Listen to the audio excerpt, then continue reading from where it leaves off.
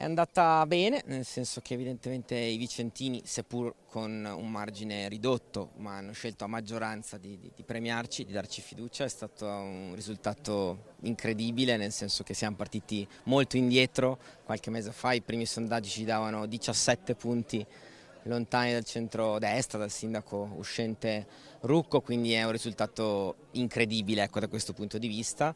Sono consapevole, siamo consapevoli che da domani mattina però si governa per tutti, cioè questa è una città che evidentemente ha dato anche tanti voti dall'altra parte. Noi abbiamo tenuto un atteggiamento in questa campagna elettorale sempre rispettoso, sempre attento, e quindi sarò il sindaco di tutti, saremo la maggioranza di tutti i vicentini. Sergio Leone direbbe per un pugno di voti. Eh sì, è stata oggettivamente una partita fino all'ultimo molto tirata, e quindi insomma siamo consapevoli che da domani si lavora per tutti. C'è tanta aspettativa però adesso.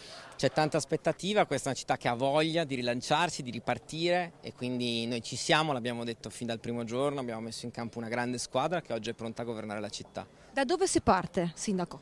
Si parte sicuramente dalla TAV, quindi dalla discussione con Irica ed RFI sulle modifiche che vogliamo per il progetto della parte ovest, e poi dai quartieri. L'abbiamo detto tante volte, sono i grandi abbandonati di questi anni, quindi a loro andrà un'attenzione particolare, una task force che da subito lavorerà per interventi nei quartieri della città. Per la prima volta vuole guardare la telecamera e commentare, dare un commento, un saluto ai cittadini.